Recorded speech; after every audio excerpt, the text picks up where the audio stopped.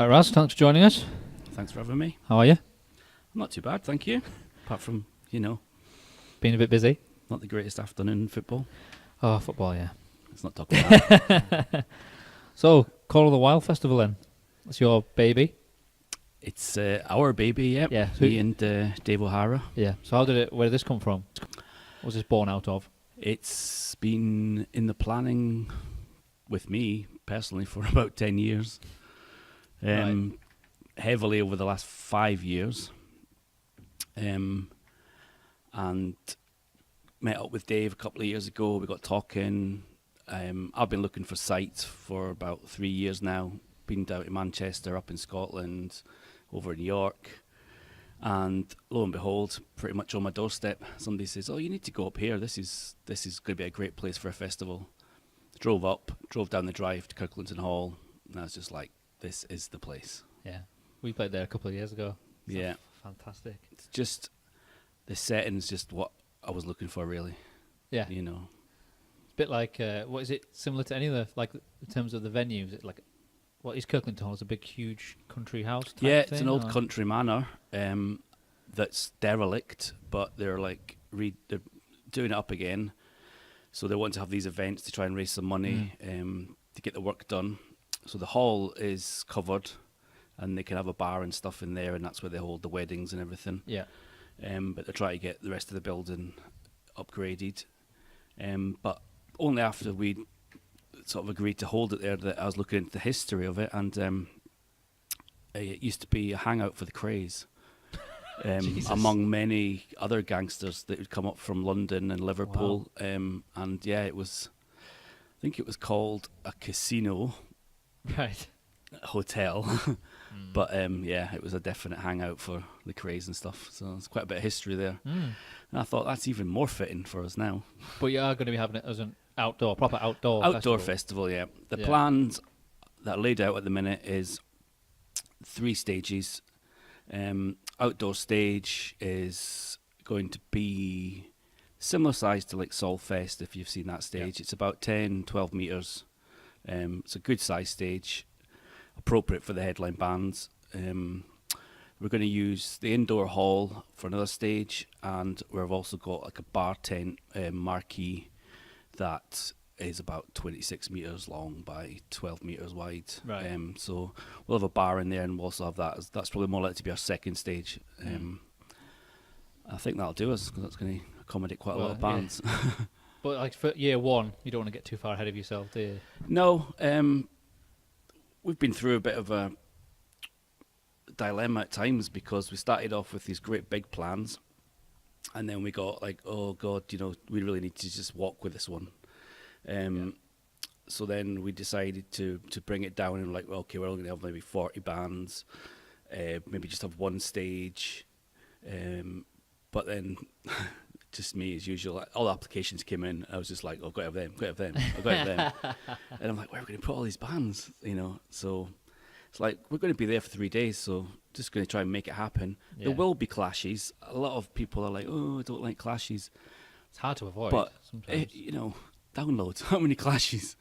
It's just... When you have that many bands and that many stages, it's virtually impossible to have. What we won't some. do, though, is we won't put 2 bands that are exactly the same on at the same time. Yeah. So it'll be something a bit heavier on one stage, and something that's maybe a bit sleaze or classic rock on another stage, and Yeah. something... We've got some like quite alternative rock bands and indie kind of bands. Yeah. So that is the thing that we're working on at the minute, is like trying to make sure that nothing clashes, that... you can't help it if people like A Joker's Rage and they also like Baleful Creed or something like that, Yeah. and Virgin Mary's, and they're all kind of on at the same time. You have to choose, but we're working on that one. How many names did you go through before you got to Call of the Wild? And where's that come from? I've had that name in my head for a long time. I like it. Yeah, a long time. Like Dave was actually quite keen on us just calling it Rockmantic Festival, outdoor festival and stuff. I And was I was going to ask like, you about that, yeah.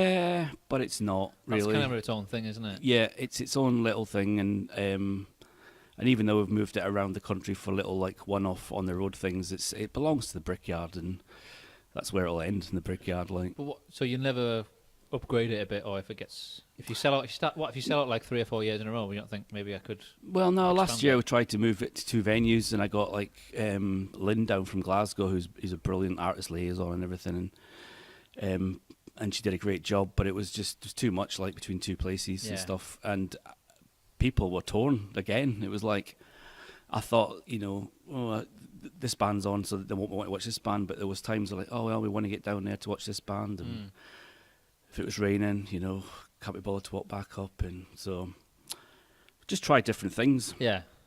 But last year, it didn't really go 100% the way I wanted it to go.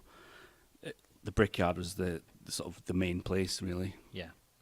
So but what about not necessarily having 2 stages, but like 1 stage, but in a bigger? If it got that popular, upgrading it to a bigger venue, we still be 1 stage.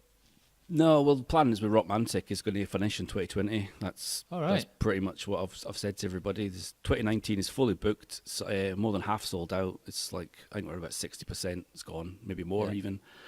And at the minute, 2020 in my head will be the last one. So what's the thinking behind that then? Hopefully that by the time 2020 comes, it's just Call of the Wild will have been looking into our like 3rd year. You don't fancy having both at the same time on your hands? I don't know. It gets harder and harder with Rockmantic, because even last year I tried for quite big bands, and they were quite reluctant to come and play it, and then it's like financially it's I didn't really want to get bands that are broken through. It's still about bringing bands through, This year, well, I say this year, it's next year's, but I got Absolver back. Yeah. I looked at it. They played the first one. It's been a while since they've played. I haven't played another one since. No. Well-deserved headline Definitely. for them, and Absolutely. a band from Hollywood called Vigil of War that probably nobody's really heard of. How do you know of them? I just got passed over to me from friends and stuff, and got sent some music, listened to it, really liked it, got in touch with the band. They were dead keen to come over, but they're just starting to really sort of spread their wings now. So I think later, it'll take most of this year for them to develop a bit of an audience over here, but they're going to absolutely kill it. Like, I just know it. It's happened before with other bands that I've put over, like Cruel Intentions and stuff. They just played that Summer Breeze Festival in Germany yesterday. I don't know how many. It was lots of people at that. Like, busy.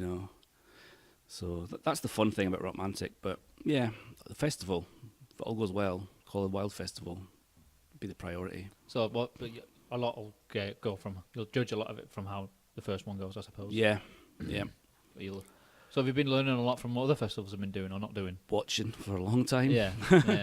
Especially about starting the right way. I mean, starting as you mean to go on. Yep, it's been really difficult, and it terrifies me. Like, I almost can't sleep at nights just thinking about it. It's daunting, isn't it? Wake up and think, oh my god, no, this probably isn't going to work, and then an hour later I'm like, yeah, it's going to work, because like we've done this and this and this. You always do your homework on the bands, I think. Yeah, Especially that's how Rockmantic's got to where it is, I think. I think I'm quite lucky that I can spot bands before a lot of other people, and then I think if I can bring them through, people hear them, then people are like, oh yeah, this band's going to go somewhere and stuff. Yeah. So I'm quite lucky in that sense, but And also picking a bands who you already know have got quite a good following as well. yeah, Bit of both. it's learning through the process of working with lots of different bands and getting to know them as people. Yeah. Because there's some fantastic bands out there that just don't really put a lot of effort into doing what they do. Yeah. And it doesn't matter how many times you tell them, like, you need to, support us on this, you need to help, we're the promoters, it's a festival, we're doing this and this. But contact your fans and let them know that you're playing it. Let them know where the ticket link is.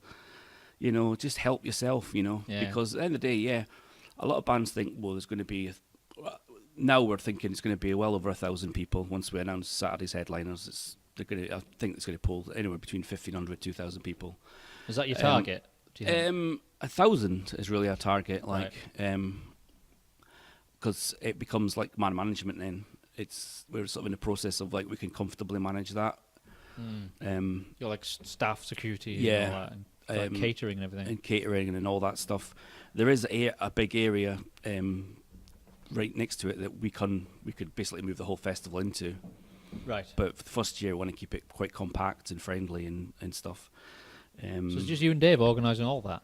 Or have you got other It's people just in me your and team? Dave that have started off the process, but I'm pleased to say now that we have the wonderful Lauren Hutchinson. Yeah. She just came on board a couple of days ago. Great. She's going to be looking at like sustainability and all the green factors about the festival, because these are all things that we say it's family friendly, but we also want it to be like very sort of, we don't want loads of plastic and stuff and things like that, and it's really important that we don't just make a big mess, really. Yeah. But I mean, I've seen the pictures from like Kendall Calling. Yeah. The festival, like it's not just the plastic; it's like the because you haven't camping, aren't you? Outdoor camping and all that. Outdoor camping, yeah. The mess, just I don't know how do you avoid that? What can you do? We've got without having some sort of set up team that's going to, it's like you say to them, the venue, we'll clean it up after ourselves. You won't notice we were there when we're gone. Surely. Well, we're going to have a team in from Thursday night, even before we actually open properly. And they're going to be cleaning right through.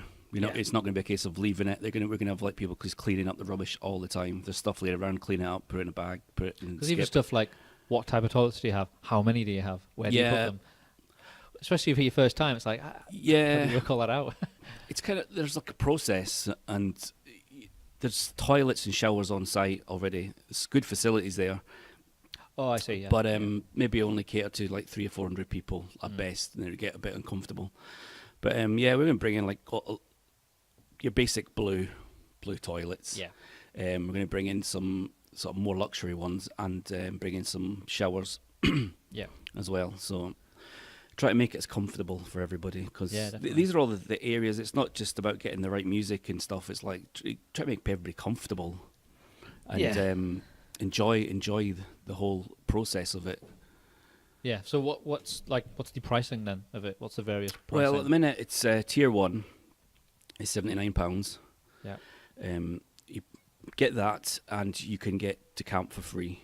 So that means you can bring a motorhome, a caravan, a tent. That includes all that stuff. Then we have glamping options, which we've just put on sale, which are bell tents, 4-metre ones and 5-metre ones. And those prices vary depending on how many people you want to share it with. Obviously, if you're putting 4 people in a 4-man one, then it's cheaper per person. Yeah. But if you just want to share it with you and your girlfriend or wife or whatever, it's going to be a little bit more expensive, but you've got privacy. Well, that's it. And that's going to be like moved away quite a bit from the, I'll say the noise, but the bands and the music and everything. Yeah. So it'll be a bit more peaceful. On top of that, we've also got an upgrade option, VIP. And the idea of that is, instead of like buying everything at once, it's an option that you can bolt on any time. So you can buy your £79 ticket now, and literally a week before it, even a day before it, you can buy your bolt on, which is an extra £20, which gets you VIP, which everything from like special bars and stuff, so you don't have to queue up, after show parties, getting to meet the bands, just the whole host of things. Cool. Some goodies, like it'll be little goodie bags and stuff given out to everybody, but but it's same as the easy payment terms that we're doing. We just pay a deposit, and then you can pay it up over 3 different payments. Right. Yeah. It's all good options to have, isn't it? Yeah. So camping, and do you single day tickets as well? We will be doing single day tickets, but we're not going to release them for quite some time. I think most people will be there for the full weekend, won't they? You want to get rid of most of them as possible anyway, don't you, first? Yeah, I mean, that's the whole plan, is like we put it up for the weekend, and if we sell 1,000 of them, there won't be any day tickets. Yeah. Basically, that'll do us, So where do you start with your booking? Not like, obviously you take applications, but starting to book specific bands that you want. Where did you start with that? I mean, Dave spoke to each other quite a lot about it, and very quickly had about 7 or 8 bands that we were interested in. Dave has been good friends with the Virgin Mary's for a while, and we were consciously looking for bands, headline bands that are kind of DIY, that have always very much been do it on their own terms and build good relationships with their fans and stuff. So the Virgin Mary's were just like, that was a target straight away. and we were really lucky to secure them really early on. Then there was like Bullets and Octane that played Rockmantic this year. I brought them in like sort of quite late on, and they pretty much stole the show. They really did. They were just fantastic.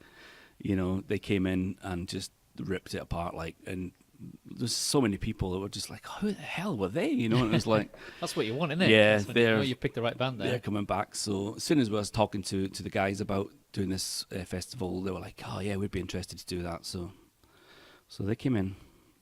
So in terms of your big headliner, are you saving that for nearer the time? Saturday headliner will be announced on the 1st September. Have you confirmed it though? It's already sorted. It's all confirmed. Nice. Contract signed. What about Friday headliner? Friday headliner is the Virgin Mary's, And and Sunday headliner will probably be announced about end of October, maybe November. right. We kind of want it all wrapped up by the end of the year, so we can just really, really work just on promote it. promoting it and stuff. Yeah. Yeah, instead of like drip feeding little bits here and there and stuff. And Yeah. and we're trying. You know, we've got Rage PR doing our press and stuff, and they don't want to be bothering major magazines unless we've got something major to tell them. Well, that's it. Yeah. So we've been saving all this up now. I mean, originally we had about 7 or 8 new bands to announce. Now we've got like Saturday night headliners, which will be the overall headliners, you know. Yeah. And probably about another 20 odd bands, Yeah. basically. So But it's keeping you busy. yeah, it's keeping It's, me very busy. Headaches and bit of worry. It's fun. It's all fun though. That's the thing. It's passion. I think as a promoter, I've seen quite a lot of promoters come and go, and I've always said this, that if you're a promoter and you do it to try and make money from bands instead of supporting bands, Yeah. then you won't stick around.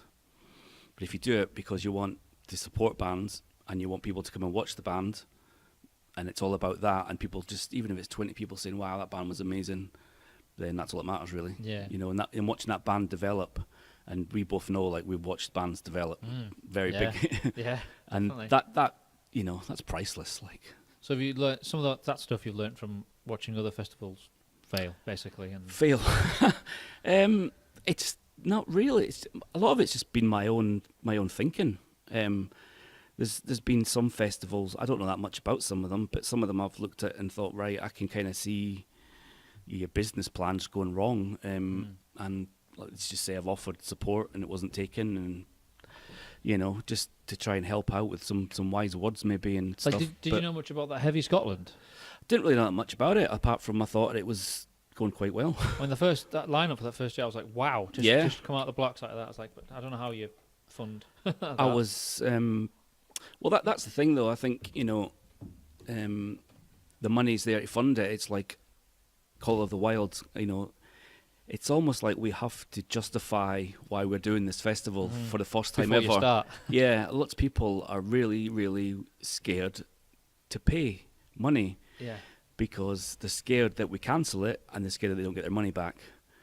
And all we can say is that we have taken care of the financial side of it. And there's like financial stuff that will be added on further into it, but it's stuff that we can just add to it to make it even bigger and better. Like, you know, like I've got these great ideas about having these great big fire pyres and things like that, but we're not going to order them up now. No. Until we see how it sells. No. I suppose that's maybe what some of the other festivals have gone wrong, where they've banked on certain things or paid for certain things Yeah. or ordered certain things and then have not been able to pay for them at the time.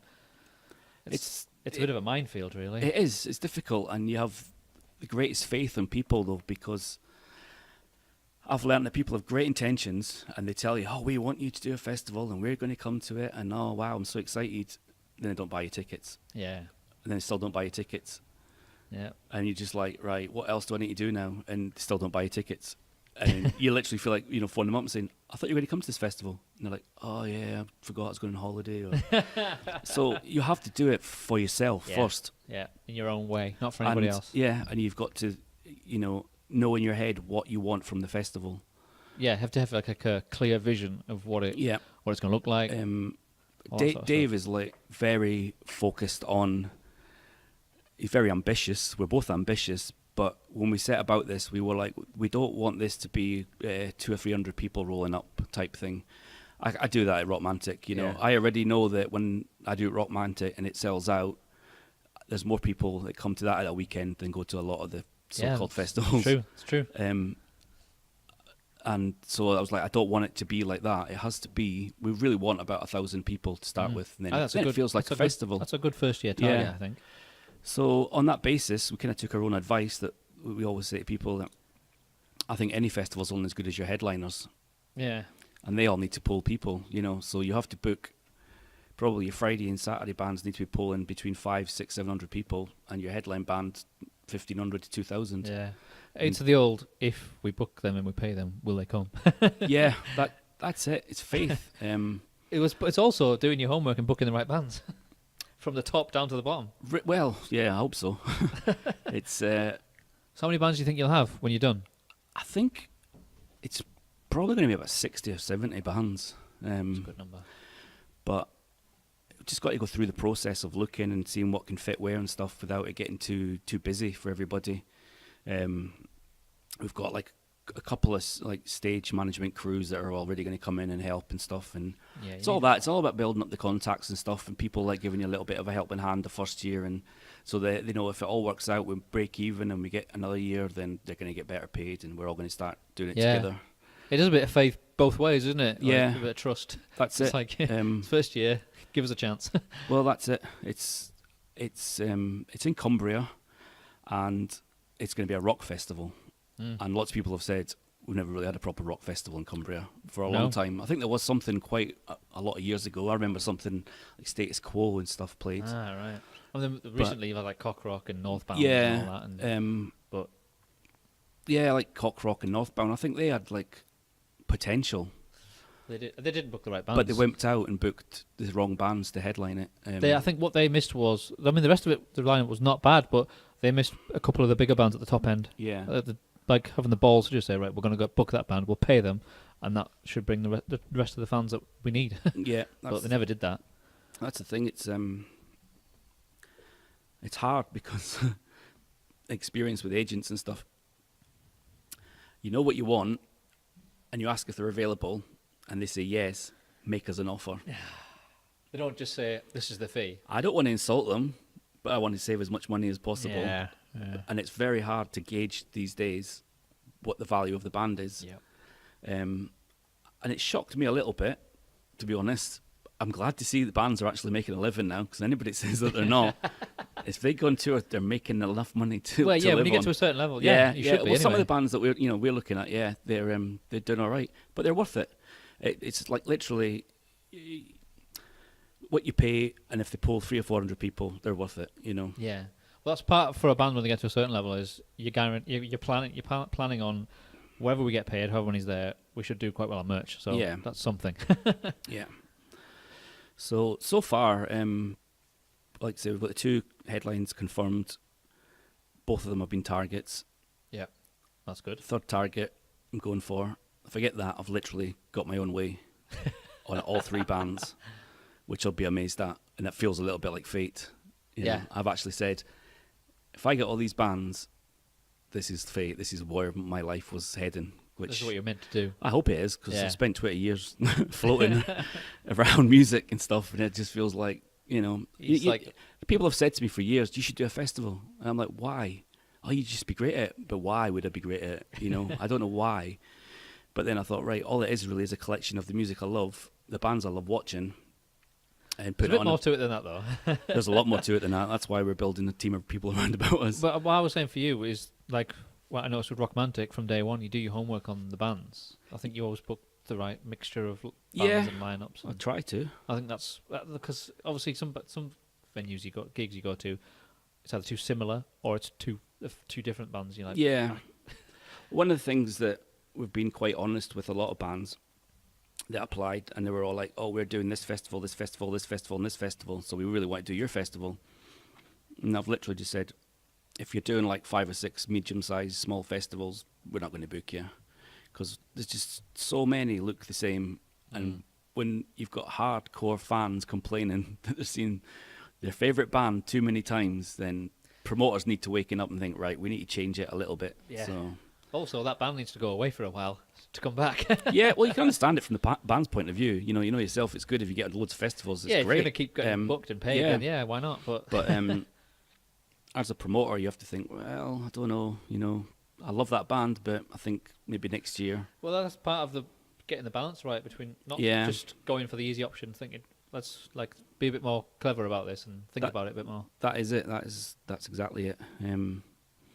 There's been a few bands that we've shown interest in for the first year that are like literally just waiting for the first year to go, and they're like, if it works, come back next year. Just even bigger bands. Well, so. that's fair enough as well, isn't it? Yeah. Oh, it's totally. I would be probably the same. Yeah. To an extent, it's like, yeah. After everything that's happened, I've lost count of the festivals that have fallen by the wayside. In the last just 5 years, Just this year alone. Well, yeah, is it's like been- almost this year literally particularly since been a we bad said one. we were doing a festival, loads have just started to fall by the wayside. yeah. But quite a lot of people have come to me and said, you're kind of missing a trick a little bit with the Alpha Wolf agency thing. And I was like, I don't understand what you're saying, because that's kind of like the partnership between me and Dave. Would you want to explain to people who don't know what that is? Alpha Wolf Agency is it's like a partnership between me and Dave that we were taking bands on as an agency. Not really had that much time to work on that. And doing what for the bands? Booking gigs and stuff. Right. Got management. So we thought we'd put it underneath that billing. But loads of people come and said, why is it not Raz White Entertainment? We know what that is. Yeah. So I think there's going to be a little change. And Dave had Alpha Festivals, so it's probably going to be Alpha Festivals, Raz White Entertainment. Yeah. And then I think it carries a little bit more weight. Well, you quite on, but even some of the bigger ones, sometimes you see two entities coming together to present something. It's not that. Well, that is it. And we just wanted to kind of put it under one name. And at this point, we already knew that we were going to call it Call of the Wild, so that's why we called it Alpha Wolf.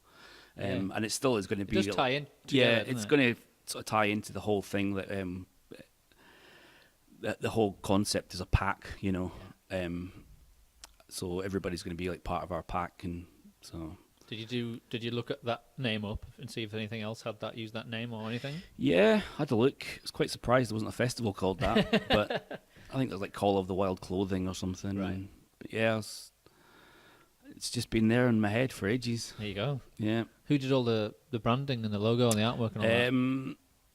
That was a guy called Nick from Rage PR. He did it. We went to them to do the press and stuff, and then he's like, "Oh, I do this sort of stuff." And the branding was crucial because I just came up with some ideas, and quite honestly, he came back and he said, "It looks like country and western show," and I was like, "That's fine, come back with something better." Yeah. And he did. You've got to start somewhere, haven't you? And as soon as I saw it, I was like, "That's branding." Yeah. I reckon you'll recognise that anywhere now. Yeah. I already do. Yeah. Straight away. People like that are geniuses. Well, that's why they do what they do, isn't it? I spent forever trying to find something like that, and they just, bang. So. It's like Andy Pilkington. Just Yeah. I'd love to know how he does that. he works so fast as well. I've said it before. I think he just dreams it. For Destruction Complete, I just drew. I didn't really know how to explain it to him, so I drew it on a piece of paper and I just said, "Oh, it's basically, the world's either going to end by we're going to kill ourselves in nuclear war, or we're just going to destroy the planet." And within about 2 hours, he sent me back, not far off what ended up being the final thing, Yeah. with a few tweaks here and there. So I was like, It's amazing. it's crazy, but It's amazing. But yeah, branding and all that is very important, especially when you're new, when it's your first time. You've got to be. Well, that's it. It has to. That's the whole thing. It's like we're gotta trying to make an get it impact. to look like something that people already recognise. Yeah. And I was quite pleased because Nick said it should always. Your logo should look like something you'd want to see on a T-shirt. Yeah. And I've I heard was that like, before. that's what I always used to say to Yeah. bands. Exactly. If your logo doesn't look like it should be on a T-shirt, it's not a good Yeah. logo. Same for in posters as well. Yeah. And so he came back with that, and it was like perfect. So So is he doing the posters as well? he's doing all the artwork at the minute. Yeah, It's really good. Yeah. Really good stuff. everything's going to be branded, right through the ticketing and everything. So You got t-shirts sorted and all that as well. yeah, we'll have T-shirts. We're going to do something I can't really say at the minute. Right. No, I can't say at the minute. But it's quite a special thing, really, for the people that show faith in us from the Yeah, start. yeah, Let's yeah. just say that. And then add that in with your headline, if you headline it, if you Yep. That all we've that got lines that, up. and we've got a few sponsors to hopefully announced by then. Yeah, sponsors as well. That's the other We've thing. got a lovely lass from Workington called Nick Hewitt that she's coming as well, and she's doing a bit of marketing. And she's going to be contacting quite a lot of businesses and stuff. So I'm sort of like saying, yeah, we'll try these guys out. And she's like, no, we're going to try these guys. We're going way up here. We're going way up here. Like, we're going to go straight in here. And I was like, wow, just okay. But it will be, it's another thing that's crucial is you do need people to need the invest right team, in what you don't do. you? So Yeah. like, we're trying to sell this to Cumbria as much as anything. You know, this is a Cumbrian thing. Yeah. Um, They're not spread. it's almost past the first Scottish year. because Well, literally Well, it is close. the way the crow flies, Kirklinton Hall is literally just over the border from Yeah. Scotland. Like, because you come off the motorway at Gretna, you're in Yeah. Scotland, and you're Not in far from Dumfries. No, it's not far. It's So, 30 minutes from my house. Can you There believe go. that? You've potentially got that market as well. Yep, got the whole So, southwest Scotland. You do local press and stuff like that. Borders, Newcastle, Cumbria, right on our doorstep. But I know for a fact that it'll sell nationwide.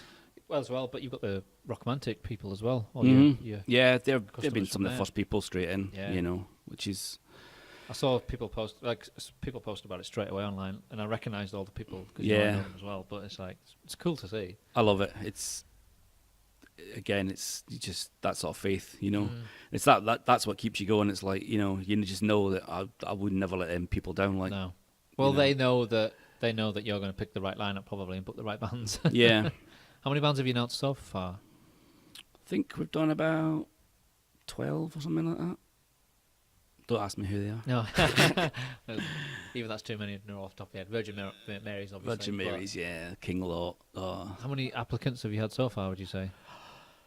I've lost track. We had about 400 over the first few days. Wow. Yeah, it's really scary. It was scary, but it was great because, do you know what? I didn't know so many of those bands.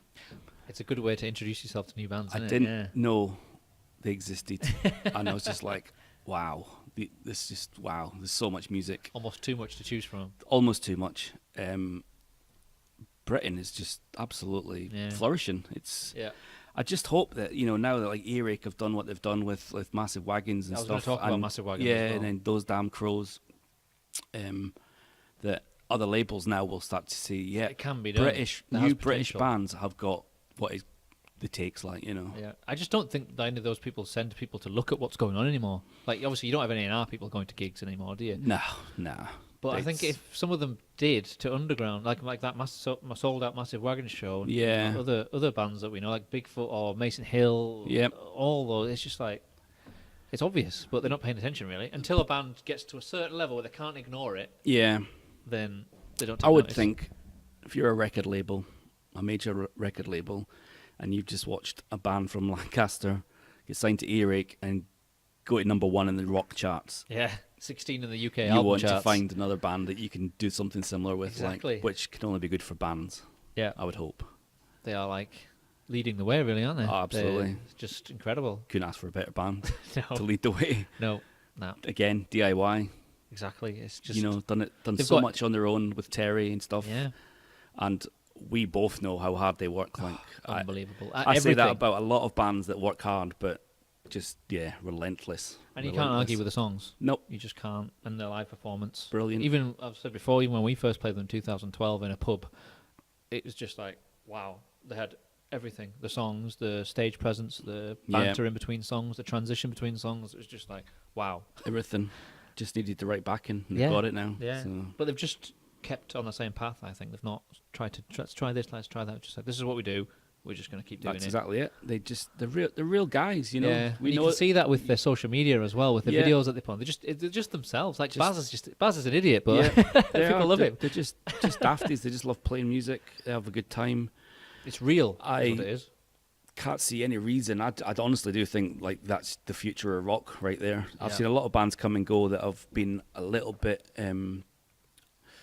materialized from label from the start, and it's all making them look like a big band before Yeah, they've actually done bigger than you anything. are. Yeah, and they just kind of fizzle out. Well, there's a lot of that smoke and mirror stuff, isn't it? It's all Yeah. about perception and stuff. But with Massive Wagons, there's that many people know that they're genuine because we were all there in the pubs. You know, there's only 10 or Yeah. 20 of us there, you know, and then there was suddenly 50 or 60, then there was 100, 200, 300, 400. They get So- like that little band in your back pocket that they don't fit in your back pocket anymore. No, that's it. And you've got to share them with everyone now. Yeah, I won't be happy till I see them headlining downloads. Like Yeah. They'll definitely be They'll on not be one of them stages and they'll just work their way up. they will. It's Next like 10 years. I went to Kendall Calling and I saw Marmosettes on the indoor stage. They should have been on the main stage. This It was- year? Yeah. Really? Wow. It was absolutely rammed. You couldn't get in. I was at the front. Yeah. I went and watched the band before who I'd never heard of, who were terrible. But just to be at the front, just like, and I got there. But you couldn't, you just could see people as far as you could see. And I was like, why are they not on the main stage? I just don't understand. It's a lot of jostling for position. It is, yeah. Yeah. I'll tell you another band who I saw. Have you heard of the Lancashire Hot Pots? Yeah. I've got them coming on the podcast. Yeah. They were fantastic. They opened the main stage on the Saturday or the Sunday, I can't remember. They were absolutely brilliant. Yeah, They fun. had the whole. They had like, I don't know. There's a few thousand people there at like lunchtime, just like dancing around. And it was pissing down rain. Oh my Nobody God. cared. You wouldn't be able to tell. It was absolutely incredible. And they were such good banter on stage as well. Yeah, I've that's never it. laughed so much at a gig. You need a good fun band. That's the one thing. Like for Call of the Wild, it's like the Friday main stage opening band, and I only have maybe 2 or 3 bands in mind. I've got one band that probably should be further up the bill, but I know that they'll just rip it apart and get everybody going right from the start. So Then there'll be a demand for them to be higher up if they play next Yeah. year, sort of thing. it's just it's knowing the right bands and having the confidence of them that they will get the audience going. Yeah. Right at 4 o'clock when the first band starts, they're going to get them Is going. that Friday? That's Friday 4 the o'clock. Planet, 4 o'clock main stage. Yeah, Good stuff. And then Saturday and Sunday, obviously, full days. yeah, be about lunchtime. So It's it's gonna. I think I'm going to live there for a couple of weeks. well, it's only half an hour from your house, so. Half an hour is a long way, and you're busy. But so it's coming together then, you'd say. Yeah, it is. It's What is the date of it? When is it? 24th to 26th of May, 2019. 2019. So you've started planning. Well, you've done the right thing by announcing it now and pushing it way ahead. Yeah, we literally looked for a date the weekend after it originally. Couldn't get it. And then this was the only date we could get. So I said, right, we'll just take that one. And then realised it was bank holiday weekend, so it was like, it was going to be a 2-day thing, then it was like, just make it 3 days. Oh, so it's bank holiday on the Monday. Bank holiday on the Monday, right, yeah. okay. Well, so, yeah, that helps. so it clashed with a couple of things. Well, this is what I was going to ask you about, because you've got obviously every weekend, once you get past May, June, Yeah. July, there's always something Yeah. clashing. The weekend So- after it, there was nothing really much to clash with that I could see. Yeah. That one we clashed with a couple of festivals. It was going to be 3, but I know one's moving Right. dates anyway. But it's one of those things you go, well, people just make a decision. They go to whatever one they want, really. So if you keep adding bands to it, they go, I might go to that instead. yeah, we just can't keep moving.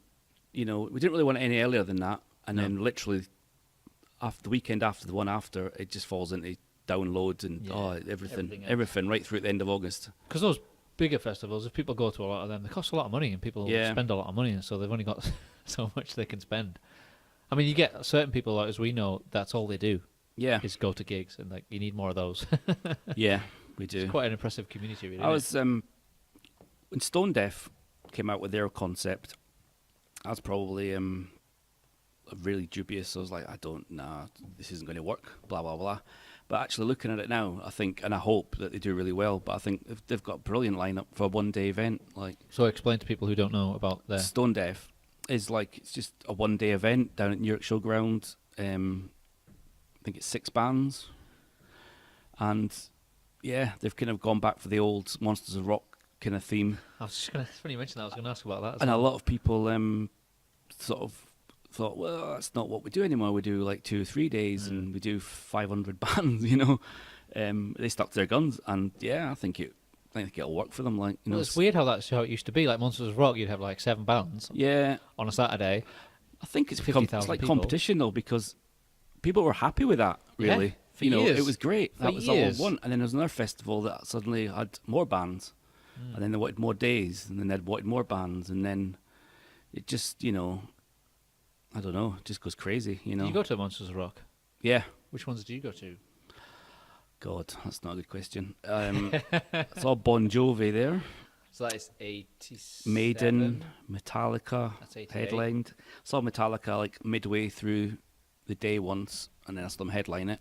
Was the one where they were on with like Dokken and Van Halen, and or was that just in America? I can't remember. They were on. But they were much earlier down on the bill. It was before. Yeah, it was. It looks funny. The lineup looks funny now. I know Anthrax played. I think it was. It could have been like Cinderella, Wasp, Anthrax, But they were Metallica. they were all Donington, weren't they? Yeah. Yeah. Yeah. But then again, it was like you could just like carry a 5-litre plastic thing in with your flat beer that went warm. But you were allowed to do that, so it just didn't cost that much, you know. Well, you yes. have log fires. Stubs to the tickets, you know, and it was like 20 quid. There's always big fires and parties and stuff, and Yeah. it was great atmosphere. And then it's just That's one of those things that makes me wish I was a bit older, so I could have gone to one of them. Yeah. Slightly before my time. But yeah, now it's gone from having one day, 7 bands, to 3 days, 90 bands. yeah. It's great. Oh, 4 or 5 days, some of them. Some of them, yeah. Even Ken Collins now starts on Thursday. I mean, Thursday there's no bands, it's like DJs and all Yeah. that. It just seems to be the way it's going. It's tough. It's tough. 'Cause loads of people have said to me for like Rockmantic as well to extend that to like a Sunday or starting a Thursday night. And then I tell everybody I'm absolutely exhausted. I was going to by say, Sunday. by the end of it, yeah. So I don't know about anybody else, but like I can't even walk. Like literally my feet are killing me and stuff. You're standing up for like 14, 16 hours a day and Yeah, stuff. because you're there from the beginning and then you're right to the end. So there's not a lot of seating in the brickyard, so I would No. just punish people. So. and yourself. Yeah. But I mean, yeah, Rockmantic. I'm surprised to hear that was your plan. If Call of the Wild takes off, but then again, it's the same thing, isn't it? How do you manage both? I've just kind of give people notice, really. Yeah, that's fair enough. I'm not saying that nothing won't happen that weekend. It just won't be Rockmantic. Yeah. But the plan is to make it a really, really big one. And I've got a database of everybody that's come, definitely over the last 3 years. Yeah. And literally all the people that come in 2019, they'll be the ones that get offered first. Yeah. So it'll be the ones that have attended the most. They'll get the chance to come, and hopefully it won't be just 1 or 2 big bands. It'll just be all the big bands. Well, yeah. Hopefully, like one band that I'm going to choose will probably just sell it out immediately. Yeah. That's the plan. So what's the general quality of the DIY bands that have been applying then for the festival? The quality, it's been really good. Was it taking a long time to go through all that? Yeah. Started off really, you get it and you've got a long biography and we've done this, we've done that, blah, blah, blah. Here's our music, download it. And then it's like, I can't be bothered to download everything. Have you got a video? Click, yes. Yeah. Watch it for a bit. Nah, I'm not sure. So then we had me and Dave had our emails and our folders, so we were red flagging things that we liked a little bit, putting it into the maybes and definitelys, and so we've kind of gone through all that process. And a lot of bands I know quite well were saying, "Oh, could you just put us on, mate?" I'm like, "Got to apply properly." Well, yeah. Unfortunately, there's more than just me, and there's so many bands. It's not fair just to That's say. part of doing it properly, isn't it? Yeah, it is. Can't people just say, "Oh, he's just put his mates on," sort of thing? You don't want any of that, do you? Nah. It's got to be done properly. And there's some bands that probably, there's a lot of bands that are on it, Rockmantic. Well, pretty much nearly all of them I've asked if they could play it, and at the minute I've said, well, no, you're doing Rockmantic. That's true. So yeah. it's very unlikely you're going to do that one as well now, so maybe the following year, but I don't want everybody playing in February and then coming back in May, so No. it's been a bit tricky like that. But, yeah. So your plan is, definitely to have all the bands announced by Christmas and then just go for it. That's the plan, yeah. Mm-hmm. Have you got more PR things planned, and so once you've got the full lineup? Yeah. Hopefully this announcement will come through major magazines and stuff. That's key, that, I think, yeah. And then we can start sort of print and stuff like that, and then we might start trying to get interviews with the bands and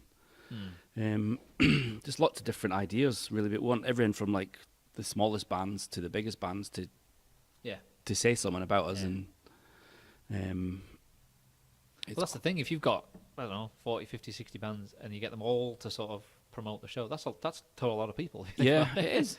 It's not hard. It doesn't take a mathematical genius to work out that if they all just sort of bring 10, 15, 20 people, you've built half your audience straight away. Exactly. And then you got your headliners will sprinkle on top of that. Yeah. It's easy on paper anyway. Well, theoretically, yeah, But saying that, I've seen some of the festivals that have fallen by the wayside. I thought had great lineups. Well, that's it. Yeah. Yeah. I did. I can't fault the bands they booked. So No.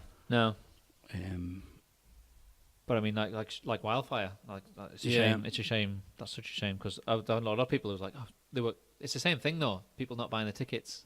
They all say I'm going to go, but they don't buy the tickets. that's it. But he did a couple of rocky years, and Yeah. the ones that did buy were ones that were very faithful. And I don't know. It's one of those things. If they let it roll, it might have turned out all right on the night. Yeah. Might not have turned out all right in the But night. how many years? It's the stress of it as well. I think. That's more than it. anything. I was personally surprised that he went for it again this year. Probably would have been wise to take the year out now Yeah. and come back fully ready. People think I've been really critical of Dave, but I haven't. It's just like, I know the guy, I know how hard he works, I know his family and stuff, and I just think for like mental health purposes, like I know what I go through, and it's like I just hate to think something bad would happen, like, you know. Yeah. Oh, definitely. Yeah. And I still can't see how it's going to work. I hope I'm wrong. You know, I don't know. You could have a major investor who's going to just lay down loads of money and stuff. But it's just so hard. You know, it's the fact that I've got like Dave O'Hara and stuff. We both bounce off each other. So, what between you two, what would you say your strengths are? Like, who does what? What would you sort of say? That's a tough one. We're both quite similar, you know, but we Right. have different ideas on different bands, really. Dave is very much, you know, if I'm feeling a bit down and stuff like that, he's just like, nah, hard graft, Yeah. it's gonna work, it's gonna Snaps work. you out of it. You know, yeah. And I'm like, oh, I don't know, you know me, I overthink a lot of things. Yeah. But I think that's why at times I've been quite successful, because I do analyse everything. Oh, that's not quite right, and that's not quite right.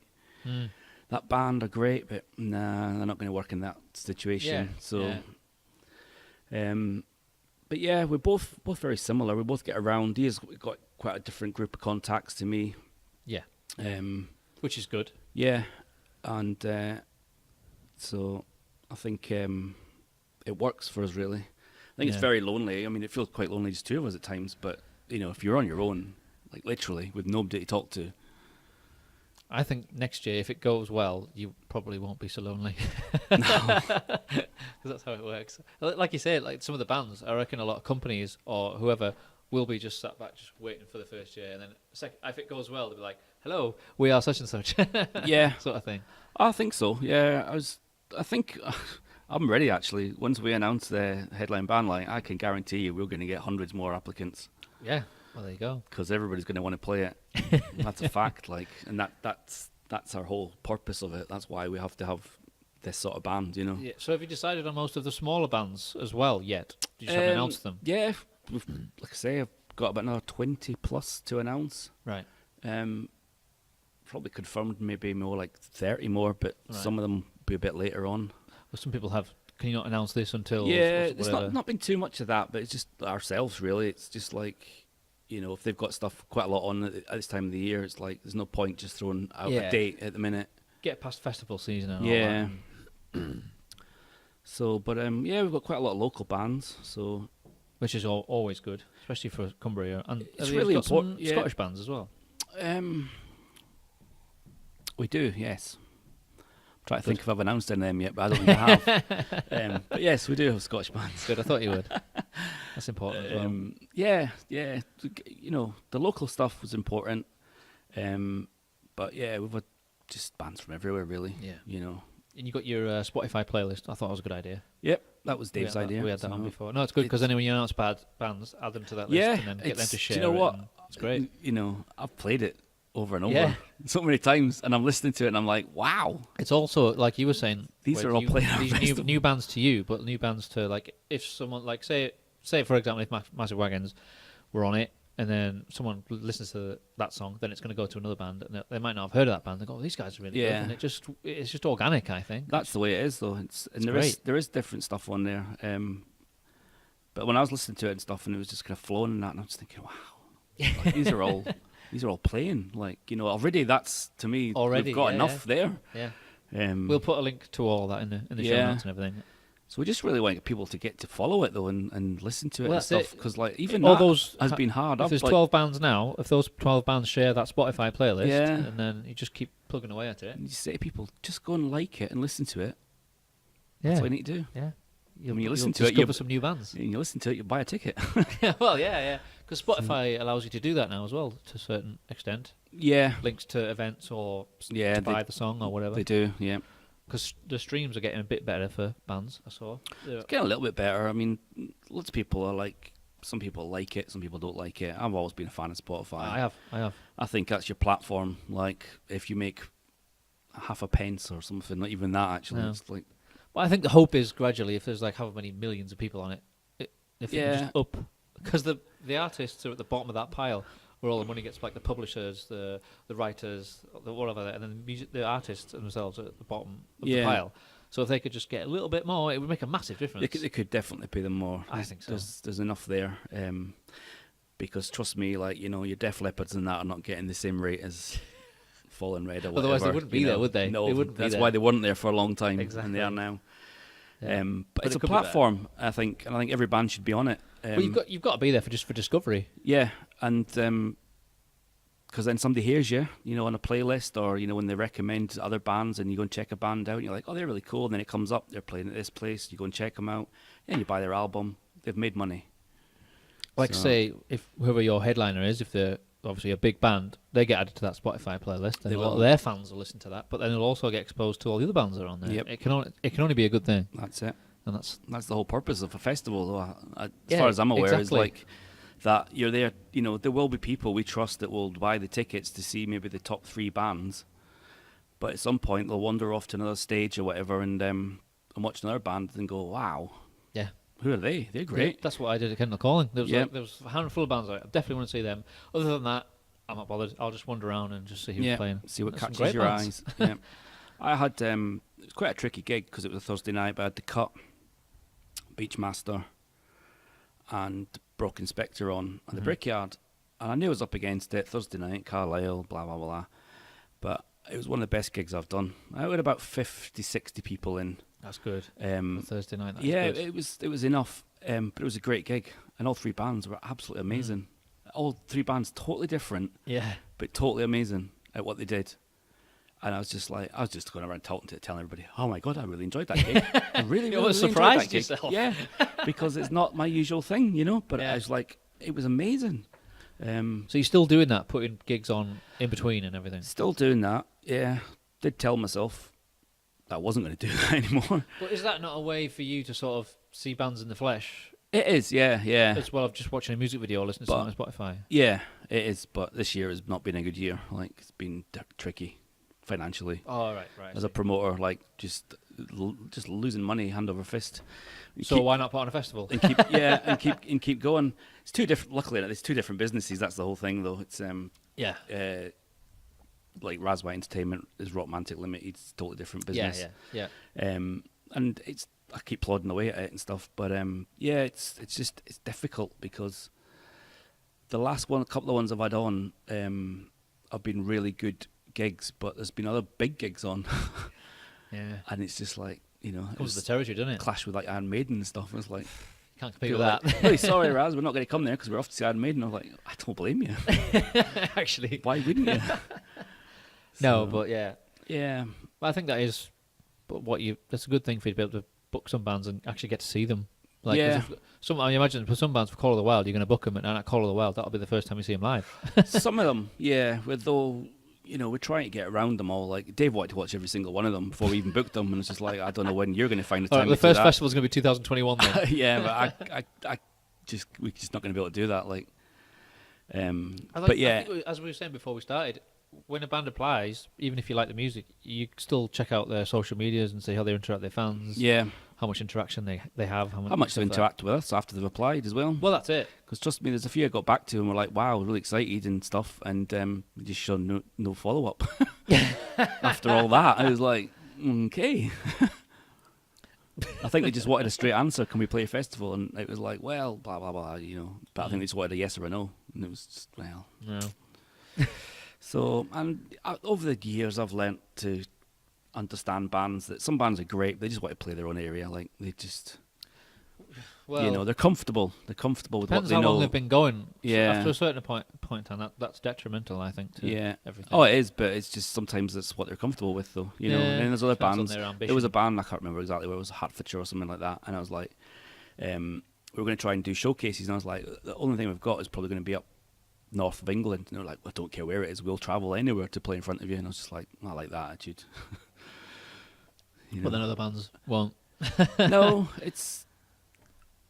I'm a strong believer in it. You know, any band that wants to play a festival should show how much they want it. You know, and bring something to the table. You know, even if it's just an extra 5 people. Yeah. So that when you did Rockmantic on the road, what was the thinking behind that then? It was a couple of friends from the Empty Heads MC, and it's a great venue down in Rochdale. It's a great venue. So I wanted to use that place and try out some different bands and stuff that I couldn't get on at Rockmantic. And it went pretty well, but the one thing I didn't discover till a bit later on, there was not very many affordable hotels in the area, which that was the real problem with it. Like there was only a few that were like, you know, decent hotels that were affordable. But again, I brought bands like Rival Bones, Digital Criminals, people I'd never heard of before. Digital Criminals. Me and Dave have got like a completely different opinion of that band. For instance, you know, it's just he just didn't get it, and I listened to it and I was like, wow, these are like my favorite. This is my favorite new band. And I played it over and over, and he's like, what do you see in them? I was like, I'm telling you, mate, this band I'm gonna kill. Like, that's it. Sometimes at a festival, you don't get every band, but they still go down a storm. So so they came on at Rockmantic on the road, and they got the whole kind of everybody standing there with their arms folded, just staring at them, and they worked really hard and stuff. And after they finished, they had a queue of people buying their EPs and T-shirts. Yeah. And I just stood there and I just thought, yeah. I always look for stuff like that afterwards, because that's how you. And then Rival Bones came on, just 2 guys, and what a noise they made, and everybody was just like, "Who the hell is this?" And I was like, That's why they're playing Call of the Wild. It's a bit different as well, isn't it? Yeah. Oh, they're a fantastic band. Fantastic band. Because obviously it is good to vary up your lineup. I think that's part of the attraction, I think, as well of the festival. It's quite varied and. Say it's a rock festival, but some of the stuff's quite punky. Yeah. Some of it's quite metal. Some of it's a bit alt rock. Some of it's a bit indie. Some of it's classic rock. Some of it's sleaze. You know. Yeah. Good mixture of everything. But I think we've got a death metal band. Got to have one of them. Might have 2 of them. I don't know. Probably. You know, might have 3 people come. If the more applicants come in. Yeah. Yeah. It's just. It's Again, time. it's kind of like what I think I would maybe like. You know, if I've just watched 2 or 3 bands that sound the same, I think, right, there's a death metal band down there. I'm going to go down there and have a mosh. Like, I just want to go and do something different. Yeah. Yeah. So, you know, there's a possibility that there'll just be some acoustic stuff, you know, in the indoor one yet. There's always a place for that, I think. Yeah. You planning on filming any of it? The plan is to, yes. But a few offers from people, but... Because even that's something that maybe you could do it year 2. Yeah. Maybe it's...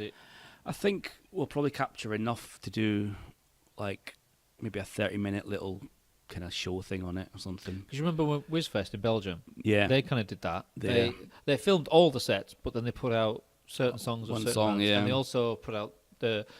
It was a bit weird. They interviewed you just after you got off stage. Yeah, that was like, how was it? Yeah, it's great. It's like sweat in your eyes like that. Just after you've got off stage and you've got to move all your stuff, so the other band can get their stuff on. Go. Like, can you get your drum kit off it? Yeah. But I liked how that was organised. That was that was a great festival. I liked, but it was like what I realised was like in the months after it, they were still dishing out some of the PR stuff afterward, keeping it going. You know, it wasn't just the festival's finished and then you don't hear anything until about 3 months before the next one. That's why it's important. It's like Graham Gebby, who does a lot of live footage and stuff. You know, he rolls up. He just gets better and better. And that guy. he just does it, and then he just pops out stuff. He's popped a few things out from Rockmantic, and it's brilliant. Like, you know, and quite often I'm watching it thinking, I can't remember this happening. But yeah, you need people like that. There's a whole host of things that we're looking into. You've got so many options, haven't you? And one of the key things is it family friendly, really. And try to provide entertainment for children of a certain age and stuff away from just the live music. So what sort of things will you do for that? Probably gonna have like rides and stuff. there's something that we've sort of like nailed people down on, but I kind of like there's like a fairy walk around the thing, so we're going to maybe do like scavenger hunts. All right. Yeah. But maybe like you can find band CDs and stuff. And I was also like going to try and approach some the musicians to do like little sing-alongs with the kiddies. Yeah. But yeah, just something that it's the future, isn't it? You know, 5, 6, 7-year-olds, 10-year-olds sitting there with somebody with an acoustic guitar singing this, and You're like, this is pretty cool. yeah, Some of those things that you remember that from a festival, you never Yeah. forget that thing. You know, I saw them live, but that thing in the acoustic tent, that was unforgettable. that's it. Things like that. So we're just trying to find different ways to approach things, really. And just do something a bit different and stand out from the crowd. Sort of thing. Just make it a comfortable festival, like, you know. Knowing you, I can imagine you can't stop the ideas. No, I can't stop thinking, like, at all. And yeah, my phone now is just glued to my hand. Because that's when I panic, is when I like stop and go, right, I need to take some time away from this and chill out. And then after a couple of hours, I'm like, no, I need to get back to this. And you start texting people and checking this is happening and this is going on, and yeah, it's crazy. Like, But you can imagine, like all festival organisers, well, even the working the way the ladder, that's what it's always going to be like. yeah, For certain parts of the year, especially when you first one, I guess, but for certain parts of the year, you've just got to focus on it. that's it. It's your life. It Get really it is. done the right way, and then you can relax. And that's why, you know, we need a team of people around us, and we're going to add to it even more and stuff, and people that are specialised in certain things, you know. Yeah. The only thing I'm good at, really, is try to book bands, really, you know. You've got to work to your strengths, haven't you? Yeah, I'm pretty confident I know a good band, so that's my strong point, but there's lots of other areas and stuff. But yeah, when it comes down to a lot of the legal stuff, get legal people involved. Well, yeah, you've got to, haven't you? Basically, Yeah. When you're talking 1,000 people, year one. Yeah, You've got to. It's all got to be kept safe, secure. That's what a lot of people have asked about security. So we have obviously security on site. We've all got volunteers. Yeah. So we want, you know, people that are coming to be secure. We want the bands to be secure. We want all the equipment to be secure. Yeah. And we don't want any sort of trouble, you know, No. the trouble element at all. So the other thing that people wonder at festival is what kind of food's there?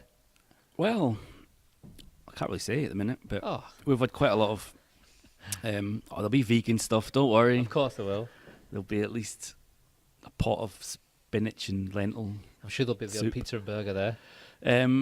Well, yeah, there's a couple we're looking into, but it's not just your basic like burgers and stuff. There's some quite interesting things. So To be fair, Kendall Calling had quite a good yeah, variety. people of want more different now, things. really. Yeah. Although some people just want greasy Well, cheeseburgers, yeah, but if like you're there so. for 4 days, you don't Yeah. want to eat the same thing every day. So yeah, we've got some of that covered, and we've had quite a lot of traders approach us to have stalls and stuff. So we've got lots of areas like we can actually spread it out. It's going to be in like an arena, so sort of all round the main stage area will be like food and traders and stuff. But then round to the other side of the house and stuff, we could probably have other things and stuff. So that'll be more like the quieter side of things. So what provisions have you got for bands selling their own merch? What provisions? As in, is there like a place where bands can Yeah, go? Or? there's going to be like a.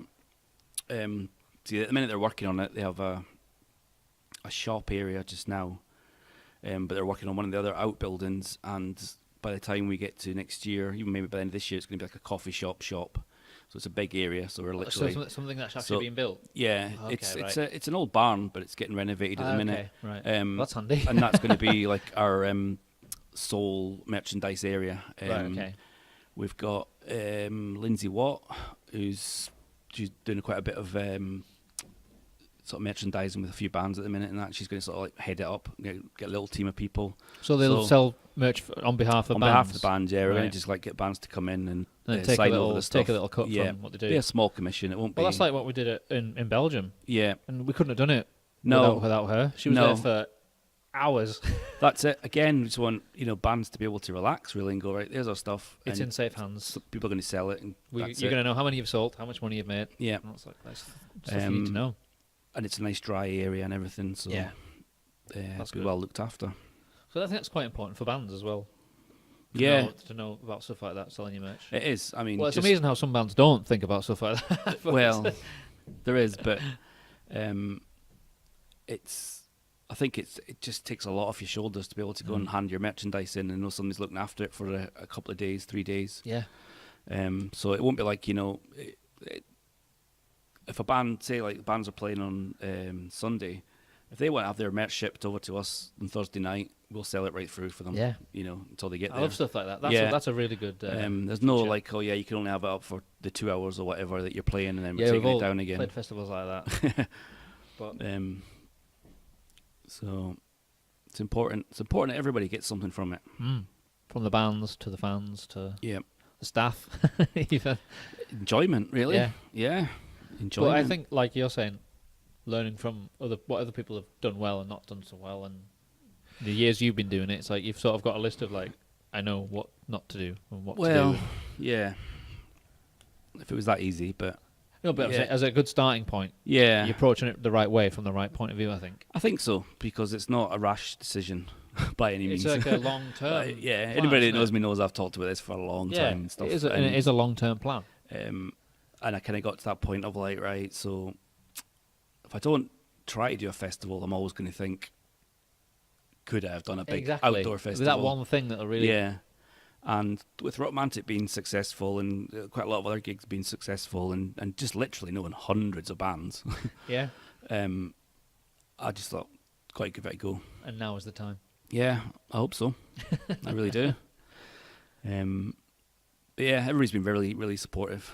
So it's like I say, it's just hard because we've got to try and justify ourselves. Like, Well, I've noticed that on your social media, your yeah. posts, you've been asking about things we and get asking asked, questions yeah, and stuff. and I try to answer everybody, like Yeah. personally, even if I think, God, it's on the website, it tells you. Yeah. But it's just like, no, I don't. I've got time for them. Yeah. Everybody's important. Everybody should feel safe. I did a little kind of blurb write up the other day about just a little bit more insight into me and Dave and like, having faith in us, and literally within an hour of it going up, we sold a handful of tickets straight away. Good. That's And it was just like, yeah, it's hard because you just say it will go ahead. Yeah. Yeah. And it's easy to say that, but it will go ahead. Yeah. If there's like 100 people there, it'll go ahead. Yeah. It won't be a year two, but it'll go ahead. Well, what I was going to say about what sets you apart from all the others is obviously the lineup, your lineup that you pick, the venue, but mainly it's you two probably. At the end of the day, that's what will set it apart from everyone else. Yeah. We're not on our own because I think, like I say, I do look at other festivals and stuff, and I think Amplified's a great example. Yes. Yeah, definitely. Uprising. Yeah. Yes. Simon Yarwood's one. Simon Another Yarwood, yeah. great example. Yeah. I look at them with envy, so that inspires me. Yeah. And It then, can be done. yeah, and I can look be at done. other ones, and it just kind of irritates me a little bit because I just think, if only you'd done this a little bit different and Yeah. that a little bit different. Yeah. Marketing, sales, it's a business. Yeah. It's not about saying, hey, we've got a great festival, please come to it. You've just got to market it to the right people. You've got to find your target audience. You've got to know your target audience. You've got to know them. Yeah. And you've got to sell it, and Yeah. you've got to sell it every minute of You've every got to sell it day. in the right way. Yeah. You can't ever sit back and go, I'll be all right. Yeah. These are the bands. It'll be fine. Trust me, I wake up at 3 o'clock in the morning and I check our account and see, has anybody bought tickets since midnight? Yeah, I can imagine. I'd be the same, to be fair, because it's like you've got like a cross line, that line that you want to get to. Once we get across there, we're all right. Yeah. I don't think we'll ever feel like that though, because like we have a break even, which is a scary figure. Trust me. But I think even if we hit that break even before Christmas, then we're just going to spend some more money. Well, I think Not on bands and stuff, but we just think, in right, other things. there's lots of things like we've got the bell tents and we've got a yurt and there's a whole load of other on-site accommodation getting built that'll probably go for sale about October. But looked at teepees and actual big outdoor, like just chill out areas, and yeah, could go crazy. Yeah. I think in year one, maybe I would consider that quite a success. If you do hit your break-even point Yeah. before the end of the year, then maybe it is wise to spend a bit of money on. Well, let's see if we can get some more people to come. Yeah. Well, Even if- not even even if getting it- more to come, more making this a bit more comfortable for everybody. Well, yeah, but, yeah. yeah. Making the ones who are there have a better experience. Yeah. Yeah. Like pay dividends for year 2 and 3 and Yeah. all that. That's it. Because it is a long-term plan. It's not just... It's a very long-term plan, and me and Dave, I've got a 5-year plan, but he's got a 10-year plan. And I just say the 10-year plan involves your favourite band. So, yeah, he's very ambitious. My 5-year plan is literally just to make it similar to Kendall Calling, really. Yeah. But the rock version. Yeah. Really. Well, that's it. Yeah. Like I say, there's a huge area next to the part that we're using, Kirklinton Hall, that literally you could put the whole festival on. Like, so it'd almost be like sort of like Bloodstock. It's just in one big field area, and then the area that we're using now would be more like a backstage area. But yeah, we're looking probably 5,000 people in 5 years. That's kind of what we're looking to aim for. That's a good number. I don't know what Kendall Calling is at now. I think it's about 10. Oh, I don't know. I think it's getting up to 10, 20,000. But obviously, because it's funny how a lot of the bands that I saw still said, "Hello, Kendall." Yeah, it's nowhere near Kendall. No. Well, they don't. They're just the name, isn't it? Yeah. So they just assume, but it's like Hello Cleveland, isn't it? It originated from Kendall, though, didn't it? Yeah, but obviously, I wonder how. I'm hoping to have the brothers on. Yeah. Next month, I think. How they started. Obviously, they did. I wonder if they had planned for it to get that big. I don't think so. I'd like to believe it started in the back of a lorry or something. Something like that. Yeah. Oh. Please run. They're coming to get you. So I don't think anybody that starts in the back of a lorry expects it to get that size. But no. That's the thing is the reason we're starting so big is people's expectations are like, if we probably started a bit smaller, they just don't have the faith that it will happen. Yeah. But when you're going to have like this huge stage and stuff, then yeah, I suppose it's mainly the venue of it says that this could be. It's starting off smallish, but it has the potential to stay right where we are and just grow. Yeah, naturally. That's what I was looking for. Not having to like, let's move there. Looked at castles and stuff, but that'd be brilliant. we'd have to do it out of season. Yeah, because they got caravan parks and everything. And it's like, right, so it's going to be outdoors, and we can't really start till end of September. Nah, I don't think that's going to work. Yeah. Another areas that it was the same sort of thing. A lot of work we'd have to do within the area and stuff, and could it grow, and and it was just like this one was just like, it's out of the way, but it's just outside Carlisle. It's just outside it's easy Gretna. to get to. It's straight off the M74. Yeah. It's not far from Newcastle, and it's damn right next to Carlisle Airport. So we're well prepared for the big ones coming in. In fact, Carlisle Airport's getting upgraded, isn't it? It is, yeah. Yeah, there'll be flights coming in. So on your 5-year plan, or your 10-year plan, it's in the 5-year plan. International flights coming in. It's in the 5-year plan. We can fly bands in. That'd be cool to say. Just like download. Yeah. So how big could it get? I don't know. I'm not mean like how many people could that place hold? Do you think? I think. I don't know. Like the area that we look that's right next to it. You could probably get, I'd say, up to 10,000 people. Like that's good. Yeah, that's good. So it has that potential, really. That's good to grow. Yeah, but it's still kind of based where it started. So. Yeah, well, but even if it doesn't grow, if we do 1,000 and it's great, we break even, we'll do it again the following year. If we get another 1,000, we'll be happy. Yeah, because you'll just be tweaking other things that people might not even notice in the background. And you learn all the time. Like you just, I make mistakes all the time. Like Rockmantic this year, loads of mistakes, loads. Like literally, I had a word with myself. I was like, the year before that, smooth as anything. This year, forgot to do loads of stuff, things.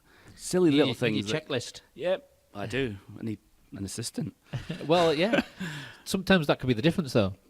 I can, but I don't tell them anything. I just keep it in my head. So you learn all the time, all the time. Are you still going to gigs? Gigs, watching bands and. Yeah, I try to. I was talking to a friend the other day, and I said, "Do you know what? This being a promoter is stopping me from going out to gigs." Yeah. Because there was some gigs I wanted to go to, but I had gigs on. Yeah, well, there is that. And just being able to afford it, really. Yeah. But what bands have you seen recently then? Oh, recently. Have you seen any bigger bands recently? No. We've been focusing on the. God, I can't think. No, I've got the HRH Sleaze thing a couple of weeks down in Sheffield, so looking forward to seeing quite a lot of bands there. Going to see Slayer. Where obviously, Glasgow. Yeah, got a few things planned later in the year, but the summer and stuff's just been pretty hectic. Yeah, So yeah. a lot of bands keep playing on Monday nights, which is not a good night for me. Monday. Stop doing that. Send him in a strongly worded letter. Yeah, I mean, a lot of bands. It's like, Yeah. what's going on? But I mean, it seems to be. There's a bit of a buzz, I think, in the music scene at the moment. You know, you've had people saying, "Oh, music's dead" and all that stuff. But I think bullshit. those are the people who just aren't paying attention, are they? Nah, I don't know if it's just people that are bitter because they didn't make a success of it, so they're just like, it's dead. It's not dead. You know, for me personally, like Bloodstock is probably one of my favourite festivals. Just the size of it, the friendliness, just the whole vibe of it, to me is just... To me, that is a perfect sized festival. Amazing. I totally love it. I totally love the vibe of it. Like, Yeah. you know, a lot of the bands are a lot heavier than what I would probably want to go see over and over. Same. But actually, there's that much going on. It doesn't matter, you know. It's one of those you don't festivals where it's actually not go- just about that; it's about the overall experience. Yeah, well, I was talking to some friends that come to Rockmantic, and they go to quite a lot of other festivals, and they were saying, like, do you know, you get festivals that are like there's no clashes, but you know, this stage finishes, that stage starts, that stage finishes, that stage starts. Yeah. I don't want to do that for 12 hours. I want to watch a couple of bands go and chill out on the grass, have a beer, talk to friends. Food. So, you know, that's why it shouldn't really matter if they clash. No. You know, people make their own decisions. You don't Yeah. go to a festival of 80 bands to see 80 bands. You go to a festival of 80 bands to maybe see about 8 bands. Good point. Good point. I've never, when I went to, you know, Ozfest and stuff like that, you know, Monsters of Rock, even when there's only like 6 bands, I'd probably still only see about 3 of them, you know. Well, yeah. But yeah, it's the environment and There's everything. so much going on. Yeah. But yeah, there's people who say things like that clearly are just not paying attention. No. They're not looking in the right places. What we've discovered are a lot of people that have got a lot of the questions and stuff like that, the ones that don't go to any festivals. Yeah, because I keep saying, are you coming to it? Oh, I don't know, maybe. What ones have you been to this year? Oh, I've not been able to go to any this year. Right, but you know how it should be done. Yeah. All the So- sort of backseat drivers and that, innit? Facebook. Yeah. In a Keyboard word. warriors and all Yeah. that. Everyone's got an opinion. Yeah. But you just got to do it. That's it. Do it. You're doing it for yourself, so doesn't matter what anyone else Doing it says. for the right reasons. Yeah. That's the key thing. That's the one thing that we know. We're doing it for the right reasons. We're working with the right bands, and the team of people we're going to have working around about us and with us. They,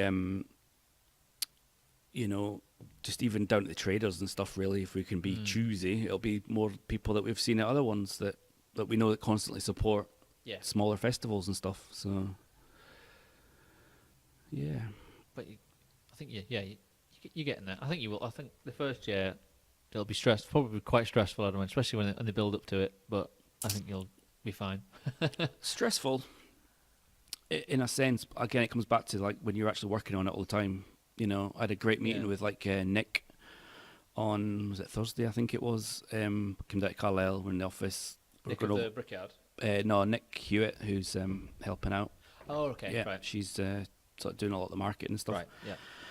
I came away from that just feeling brilliant. Like, you know, just loads of little Positive. niggly things that we could just iron out, talk over. She had the answers to, like, just things that I just couldn't even think about, like, because we're trying to get a site map planned and stuff, so we're having to get a CAD engineer. Oh yeah, I was going to ask about that as well. Yeah, 'cause we get the that's site map done, we're going to get a CAD engineer in to do all this stuff. Like, Yeah. I'm just sitting going, I don't even... Yeah, things that you never thought about. She's just picking up the phone. Like, one of our best friends is a big tour manager person. And she was just talking, and I was like, wow. Just leave that to you. Yeah. That's why you need the team, That's isn't it? exactly why we need a team, yeah. Everyone working to their strengths, doing what they do. and That's it, yep. a happy ship. Yep. So what's the website address? It is Call of the Wild Festival .co.uk. Yeah, that's the one. We'll put a link in the show notes, and we'll share the link to the Spotify playlist, Brilliant. and we'll listen to it as you add bands to it as well. Yeah, Dave's in charge of that one. Like, it's quite good because It's a great idea. He's It's a great idea. picking quite a lot of different songs from bands I like that I don't. You know, you have like your favorite songs, and then he's put some on that I don't like listen to that much, and I'm like, wow, that's a great song. You know, there's even some going like, who's that? We booked these guys. Oh, bloody hell! You know. So is it people just go to the web? If bands want to apply, or listen to this now, just go to the website. You can go to the website. Yeah, it's all the details are on that to apply. We're still getting loads of applications. You got to stop at some point. We're not. Well, don't know, like, because I've had just in the last couple of days some really cool bands. Yeah, but it'll never end. You'll just constantly get cool bands. That's it though. But as it builds and builds, and you start to sort of juggle it around, and you're like, okay, that's why we've got 3 stages basically. Well, yeah, You know, yeah. I often feel if you announce a slightly bigger band, then you'll get maybe more of the medium bands will want, oh, we want some of that. Yeah. Who maybe weren't on the radar beforehand. Yeah, Kind of thing. and There's so much to it. over the time, like you get stuff from bands that you listen to, and you're like, that sounds all right. They've not done a lot. 3 months later, they've got a brand new recording and a video, and they're just like, wow, what the hell happened there? Yeah. I was like, what? And It's catching that band at the right time. yeah, Isn't they've it? just got their head down and you got on with it, like, Yeah. you know. And that's what I love, like, just people bore me because I'm like, wow, look at this band's awesome, this band's amazing. You know, I can't get tired of that feeling, like, you know. Do you have certain other people who you'll take recommendations for? You like trust their judgment on bands as well, if it's someone you're not familiar with. Yeah, I can't say to Dave, oh, we can't have that band because I don't like them, because he has stuff that he wants Yeah. to work with, like, but predominantly it lets me get on with it, really. Yeah. I source bands, like I've got a band coming over from Norway that are absolutely amazing, amazing. But I'm not sure many people will know of them over here. Well, that's part of your job as well, isn't it? But when they hear them, they're going to be like, wow, the you people know. who are there. Yeah. Like, It's like the New Roses. With the New Roses at Rockmantic this year. I played the UK before in some smaller places and stuff. Put them on there. Straight after that, I picked up an agent up in Glasgow, Shock City Productions. I worked really hard with them, and they're coming back to tour in November. And they're rolling up in a nightliner. And I took the show on a Wednesday night because I thought, well, I brought them over to Carlisle, so I want to at least continue it. And tickets just are flown out for it. oh, wow. On a Wednesday night. Brilliant. Yeah, exactly. So things like that make me feel pretty good, you know, because it's just like taking a chance. Well, and you've got to sometimes, haven't you? Yeah. It's like taking a chance on approaching bigger bands to play at your festival as well. It's like, That's if it. you don't ask, you don't get. No. And that's the other thing about if year one, obviously, if your lineup's good enough, which I'm sure it will be, that will surely help you for year two. It will, yeah. I think we'll have agents coming to us with offers and stuff, which is it's a great place to be. It's what you want, isn't it? Yeah. And then, yeah, we can refine things and stuff, you know, slightly bigger stage.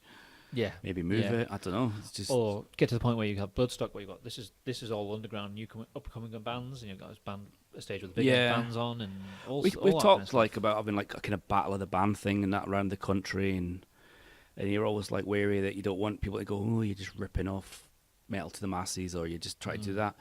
But literally, a lot of it is the fact that there is so many bands, and we do want to watch some of them, and it's easier to say to them, right, Get them all together. in Newcastle, let's get 6 or 7 bands together, and you all play 20 minutes, and we can watch you, Yeah. and we can gauge kind of how you act professionally. You know, Yeah. are you going to be a band that just like play and then just put your guitar down and walk off, and then Well, the next yeah. band comes on and are like, I'm going to unplug all your stuff for you, or are you going to be professional and tidy up, and it's really, really important. You got to see them until you see them like live, then Yeah. you don't know things like that, do you? No, Because there's the music's one side of it, when it's the people is the other side of it, Yeah. isn't it? That's- You need a bit of both. yeah, it's huge. Like, Same with people in the industry who you work with. You've got to Yeah. have a bit. You can only get so far if you're a dick. well, I don't know. Like, I know a few dicks that have got quite far. If you know what I mean, like to a certain point, it can hold Yeah. them back, and it can prevent a lot of things from happening. Yep, that's it. I'd just try to be nice about everything. Just try and help people, and just That's it. especially That is with something like this, it's because it's your reputation at the end of the day, isn't it? So That's it. I know why I do it. People that know me closely know why I do it. yeah, People that know me closely see what car I drive. They see that where I live, I don't have a lot of money. where you spare when he goes. No, Yeah, no, very quiet month this month because, yeah. But that's why I do it. It's an Yeah. addiction. I've said this to people. It's an addiction. You know, like I said, I was going to wind it down, but I've already booked 3 big shows for next year. which you can't mention right now. No, I can't. No. Get him out of here. But they're they're pretty big ones, though. You know, hefty. But what if it gets to that day when you've got a nice car and a nice house, and you'll have earned it? Yeah. You know what I mean? It's Yeah. like if that ever happens. If it happens, it happens. If it doesn't, Yeah, you still. At the end of the day, it's like anything. You're still doing it. You enjoy it. You love Yeah. doing it. So That's it. It's that's part of that means that shows that you're doing it for the right reasons. Because you kind Yeah. of like, even if I'm not making money from it, I'm still loving doing it. I did the Marley experience at the Brickyard on Friday night. Oh yeah. Totally different thing for me. I was surprised when I saw Yeah, that. loads of people. I totally love Bob Marley and reggae music anyway. People don't even understand like really old stuff and that I listen to all Yeah. the time. And I did that. I mean, Ryan and Devlin did it together because we were both a little bit like, oh, nothing like this has ever happened at the Brickyard. So we'll, again, there's a bit of money involved, so we kind of went in with it. And it was a really good night. The band were absolutely amazing. Like, I can imagine. I can tell you that I have rebooked them. I don't blame you. That's one of the big things next year. Right. Yeah, because literally by demand, everybody came out was just like, book them again. Yeah. But I stood there and I watched, like, and it's one of the first gigs I've been to where people didn't have their phones out. That's interesting. Took them out for maybe a couple of people took them out for a quick snap. But that was it, and everybody danced the whole night. It just the feeling in the room was amazing. It was just Yeah. like wow, just It's a bit different, isn't it? Yeah, and it was so nice though. But it was a totally different vibe. Was it well attended as well? Yeah, it was good. It was a really good turnout. A totally different audience to what I don't. Well, yeah. I don't think I knew anybody. No, really. no. Which is quite. I knew Justin who comes. And to they like wouldn't every, have known that you were the guy that booked it either. No, wandering no, around. don't think they had a clue. Probably think, what's this long-haired hippie doing at a reggae gig? But Did you meet the band and all that? And all yeah, that nice oh, guys. brilliant. Where are they yeah. from? Birmingham. Ah, okay. Yeah, Right. 8-piece. So how did you come across them then? Did someone recommend them or? Yeah, it was back like in Embers days, and agents were contacting us and stuff. And like Ryan Devlin was booking bands for Embers and stuff, and then this one came up, and I was just like, oh, I can't ever see Bob Marley. I never did see Bob Marley. This is as close as I'll ever come to it, and they're so authentic that it does feel like you're at that concert, That's the weird thing about cover bands. I've always had a bit of an issue with like in that situation, that is the best you're going to get. But then you go and see a cover band of a band who are still going and quite Yeah. current, and it's like, it's just a bit weird. It is, yeah. I think I saw a Megadeth tribute band, and they were really good. But Megadeth had just brought out, it was a couple of years ago, Dystopia. yeah. And I quite enjoyed that album, and it did quite well in the charts. I remember it's like, it's just weird. Yeah, I always find it weird when like a band's touring, like Guns N' Roses were touring, and then there was all the Guns N' Roses tribute bands charging fair, like though- 15 quid a ticket and stuff. And Well, yeah, like, yeah. Oh yeah, trust me, I know what you're going to say. To be fair, they're Guns N' better than Roses- Guns N' Roses.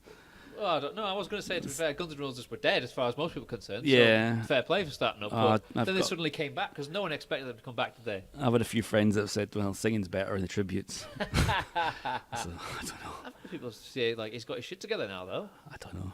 Apparently they're going to be recording new music. Yeah, That's well, the next thing. good But luck. Still The, not the Guns N' trains kept rolling. Still So not Guns N' Roses till he got Izzy Stradlin I knew you and were gonna say that. yeah, Stephen Adler back. He did a couple of shows. He did a couple of songs and a couple of gigs when they first started. But Stephen Adler did, but not Yeah. Izzy. so who is it who's drumming now? It's not Matt Sorum. No, I don't know who it is. So yeah, anyway, it's not 100%. Yeah, well, that is he as well. But Yeah, selling tickets. that would go and watch. Yeah. So I would. I was going to ask you about Embers then. Yeah, So it's now back to Club Rock. apparently. Yeah. What So- a bad move that was. Was it though? Not for us, no, but for them to call it Club Rock again. Ah, okay, right. But that's just my opinion. So was that just a case of, was it just too much work or? That it went down. Yeah. Yeah, too many cooks. People, a few of the directors pulled away, like left. And everybody probably argued their point, but it felt like I was like the only one that was really trying to run everything. It was really hard. It was really stressful. It was even more stressful than I realised until actually we packed it in. Really, I got offered the lease for myself to take. The landlords from London wanted me to take it. They knew how much I'd invested into it and stuff, and I was like totally going to take it. And then literally the weekend before the Monday that I was going to sign it, it just was a bad weekend, and I was just like, I can't do this. Like, just can't do it. Not with all the other stuff. But you there was always do like as well. sort of somebody in the background waiting to come in, and it is what it is. I don't know if it'll be there much longer. No, I mean you did it. It's the same with Call of the Wild. You did it for the right reasons, and I thought you did it in the right way as well. We It's did, quite a good story. That and it started off really well and a lot of support and stuff. But then there's just just things, very difficult. Like, you know, I'm like I said, there's just so many people with different ideas and stuff, and how to run a business. I think was the main thing, and I always looked at it as a business more than just something fun to do. You know, I always saw that place as like it wouldn't have been that difficult. There's a lot of fundamental things that were wrong that just need sorting out, because it's just a venue at the end of the day. People know how venues work. Just get a decent PA in, get good drinks behind the bar, decent prices. Yep. Should work. It should work. Yeah. Lots of other places do it. It should work. There isn't anywhere else like that around there. No. Not for people who like rock and heavy metal. But I'm not sure there's enough people in Carlisle to make it like a local place, though. I mean, I think at the minute it's only open Friday, Saturday nights again. Okay, right. And I think unless like Ryan's got one of his tribute bands on or something like that, it's just doesn't even happen, you know. Well, a lot of venues have to do that, don't they? And you know, the people that run it now have obviously got 2 or 3 other bars in Carlisle, so it's just you know, it's a lot easier, I think. Yeah. I was surprised that they went back to Club Rock. Yeah, that was the only thing that annoyed me about it all, really. There's a lot of work went into that. Quite a lot of people probably got the enjoyment out of knowing that they'd annoyed me about it, but it just went back to being tacky as hell. Like, and the thing was, Club Rock, when we took it on, was literally we were begged to take it on by people because it had been dead for 6 months. Like, so I don't know why they wanted it to be back to Club Rock, but you know, see how long it lasts. People are strange. Well, Raz, thanks for joining us. Thank you. Awesome to talk to you. Call of the Wild Festival is when? 24th to 26th of May, 2019. Yep. callofthewildfestival.com or .co.uk. .co.uk. Right, there we go. We'll put all the links in the show notes, and we'll promote it as much as we can. Thank you very much. Share the Spotify playlist and all that. Brilliant. Cheers, Raz. Thanks. Thank you. Bye.